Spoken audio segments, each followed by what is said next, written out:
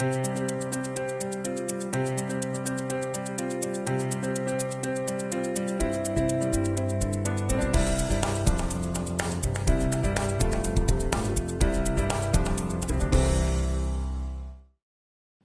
going to begin with Jamie Wright, who's just come from her father's funeral, and also the reading of the will, which has brought her a great surprise because she's found out her father, Big Jim, and her ex-husband, Brady Joe, betrayed her. Now she's at the church supper.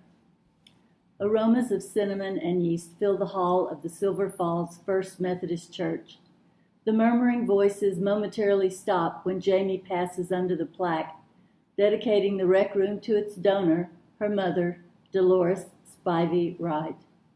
The voices resume as she spots the pink-haired Wanda waving her over to a counter crowded with Tupperware bowls. Your days of hamburgers and pizzas are over. We've got meatloaf and King Ranch casserole and rump roast, mac and cheese, sweet corn, yeast rolls, cornbread, light bread, you name it. Jamie wants to be hungry, wants to be polite, and eat something from each of the dozens of options, but her stomach is in turmoil, as is her brain. She tries to ignore the food, trying to take in the blandness of the room. When Dolores designed it and funded this wing of the church, she had decorated it in pale Italianate yellows and blues. She imported tropical plants, palms and such, real ones, which the church ladies allowed to die. Now the room, floor, ceiling, walls, has been painted beige by Methodist women with a more conventional taste in decor, and there remains not a plant, bookcase, frame print, or rug to suck up the bouncing echoes of voices and the shuffling of metal chairs. Miss Burns, Jamie's fourth-grade teacher, waves a decrepit little claw in Jamie's direction before she falls back to her feeble feeding. Jamie makes her way between the diners to give Miss Burns a gentle hug and notices Mr. Wilkerson, the retired civics teacher / wrestling coach, sitting next to her. Jamie would have sworn they were both long deceased, yet here they are, ghosts of her past, not the hectoring kind. An elderly gnome accosts Jamie, who leans down to hear the soft voice. Jamie Wright, don't let Superintendent Walsh make you buy those lights for the baseball field. I go to bed at 8:30 every night and they'll blaze right into my bedroom all summer. They'll keep me up. They'll upset my system. Jamie is taken aback that a local would reject a gift to the school. Couldn't you get blackout shades? Well, the woman frowns and backs up a little. Me and my neighbors are widow women. Even if we could afford such, there's no handyman in town anymore to hang them, or fix a pipe leak, or cut a tree limb threatening a roof. I never thought about the lights causing a problem. Thank you for your opinion. Jamie is amused at the possibility of civic conflict, and for a moment she forgets her broken heart. After patting and tapping and otherwise acknowledging the Silver Falls ancients, Jamie makes her way back to the food table. She glances around the room again, taking in the frizzy gray perms and bald heads, the flabby upper arms and the stooped shoulders. She understands that, too soon, she will be gray and flabby. Always the outsider, for a moment she feels a quiet kinship with the people of Silver Falls, Big Jim's people and hers too, until she recalls the backbiting and mean spirit of some Silver Falls folks who were always delighted to judge their neighbors. And that man at the funeral who damned Big Jim and her both to hell? Although, after what she's just learned, she might agree with the first part of that curse. Now she's wolfish, filling a plate with every possibility, letting the potato salad touch the yam casserole and the tuna salad, if that's what that is, although it appears to be mostly mayonnaise, yeast rolls and cornbread both, with butter. She intends to eat her way through grief and anger. Jamie takes a seat beside Wanda and across from Gina, trusting that Gina is over this afternoon's swivet at the barbecue place. Gina reminds her of a mongrel dog, never knowing whether it will bite her hand or lick it. She settles her paper plate and plastic utensils on the red and white paper tablecloth, probably left over from the annual Valentine's banquet. From her vantage, she sees Donna helping Aunt Pearl to a chair. The young girl still reminds her of someone she can't place, but she lets it go, distracted by Pearl's loud voice. I told Big Jim, I said, Big Jim, you don't know beans. Pearl quiets when Donna gives her a couple of elbow jabs. We're fortunate my mother didn't get to finish that sentence, which reminds me, Wanda says between bites. Jamie, why was Mama invited to the will reading? I'd ask her, but she'd shout it out to the whole room, and maybe it's another Silver Falls secret. Jamie, trying not to talk with her mouth full, doesn't answer right away. She savors the forgotten, forbidden flavors. Vigorously salted, abundantly sugared, lard-based, and boosted with cream of mushroom soup. She slowly chews, swallows, takes a sip of water.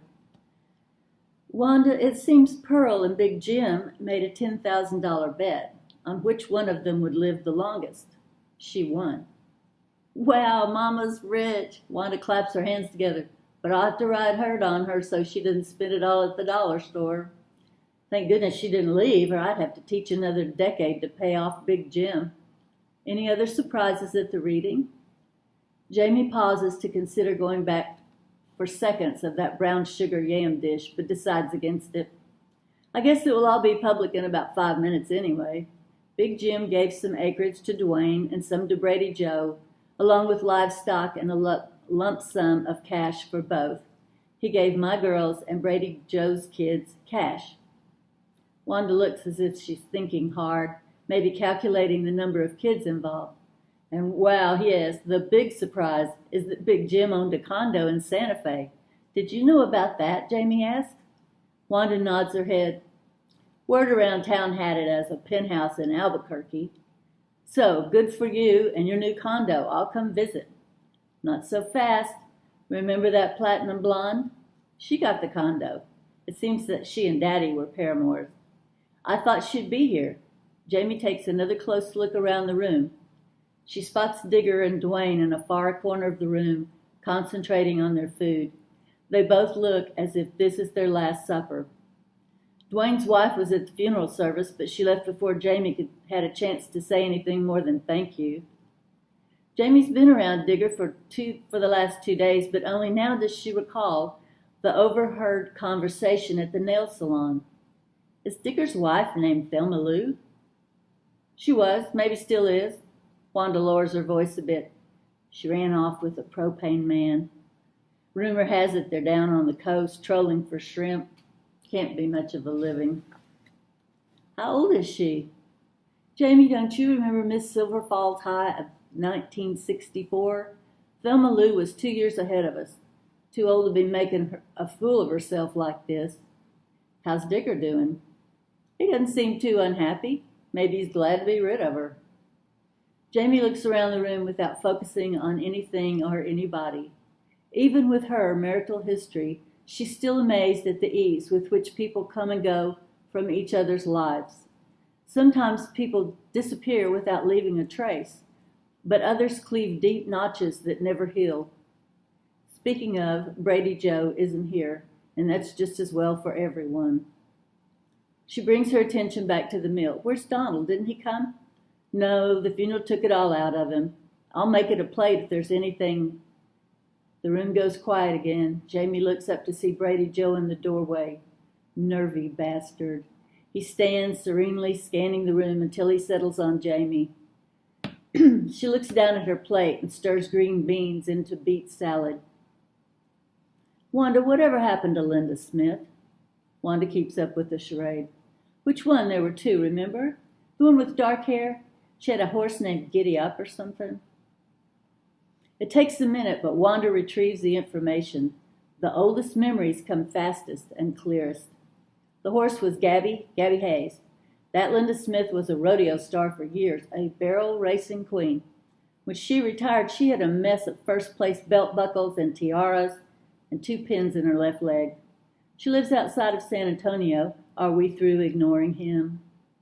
Brady Joe makes his way between the tables. People watch, waiting. Except for Pearl, her back to the door telling another story in her too loud voice. Then I says to him, I say, buddy, you don't know. Sensing the tension in the air, she trails off. Jamie watches Brady Joe come toward her in what seems like slow motion. She has time to develop a snappy, snarky remark, but she can think of nothing to say to this trickster, feels only the juvenile urge to pelt him with yeast rolls. On the other hand, maybe he's coming for Gina. But no, Brady leads across the table and says, Wanda, you and I have to talk. Right now, can't you see I'm eating? Wanda looks uneasy. His voice is flat but insistent. Now. Wanda rises and follows him into the foyer. Gina watches them leave. That's what he said to me last night. That's what he said to me at the funeral. Jamie shakes her head, thinking that he probably has some lame explanation about the ranch lease gift situation that she avoided by fleeing the will reading. Do you think that's his pickup line, that he uses it on the cashier at the grocery and the clerk at the feed store? Gina turns to see whether Jamie will laugh. He's one of those bad boys. They don't need pickup lines. Jamie tries to send death rays into Brady Joe's back. Actually, he's too old to have a pickup line. The old fart needs to stay home and count his cows. Still, Gina says, I wonder what they're talking about. She points to a roll on Jamie's plate. Are you going to eat that? Without waiting for an answer, Gina palms the roll. Maybe you and I should join them in the hall and let him get all talked out at once. Jamie offers Gina a piece of cornbread. They both live here, so it could be anything. It's probably something civil, or civic, or political, or religious. Is Brady Joe a Methodist? You'd be the one to know, Gina says. There it is again, that iciness in her voice. Could she still be upset about something that happened over 40 years ago? Tell me about your job, Jamie says, hoping to find a safe topic. Gina uses the roll to swab the last of the spaghetti sauce from her paper plate. I design and illustrate books, mostly children's books. My husband writes them. I don't remember you being artistic in high school. Gina shoves her plate out of the way and pulls another plate, piled with desserts, closer. That's because Silver Falls didn't offer art classes. I took private lessons with Henry Johns for years. Gina's fork hovers over her choices. Peach cobbler, apple pie, pecan pie, and a homemade brownie. Henry Johns, Jamie says. The name is vaguely familiar. The sign painter. Few people knew he was an accomplished artist. Those are his paintings in the hall at the bed and breakfast. Aunt Maud cleaned his house in return for my lessons. Free lessons if I posed. Gina anoints the peach cobbler. I majored in art at North Texas State. Again, Jamie is offended by Gina flaunting her education, knowing full well that Jamie had not gone to college, even though Big Jim could have paid for Vassar or Radcliffe if anyone had encouraged her to continue her education. After she left Brady Joe, her only goal had been getting out of Silver Falls and away from controlling men. She had had no scholarly ambitions.